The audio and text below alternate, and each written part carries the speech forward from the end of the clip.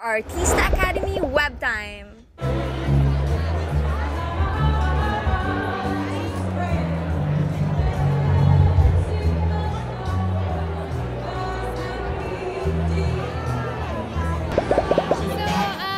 Yung suot ko po ngayon ay from Jazz Zero.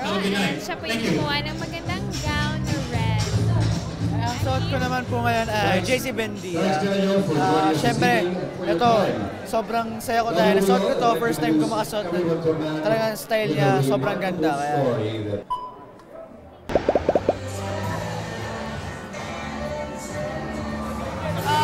Yung dress ko is by Jazz Cerezo.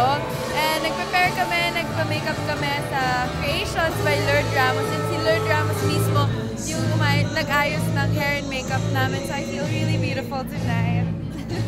Pareho na sinabi ni Sophie, sa akin naman, JC Buendia naman, yung suit ko.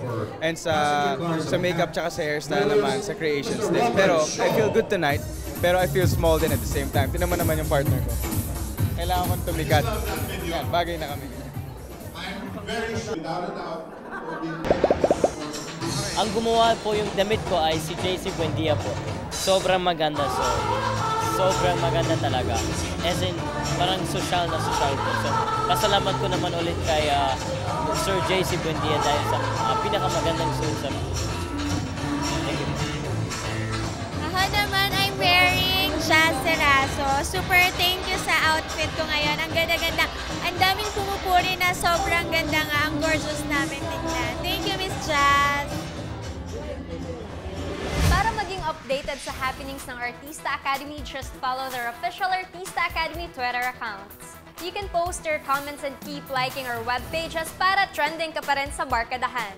Don't forget to watch Artista Academy Break Time 11:45 a.m. after Face to Face and Artista Academy Prime Time after Well Time Big Time.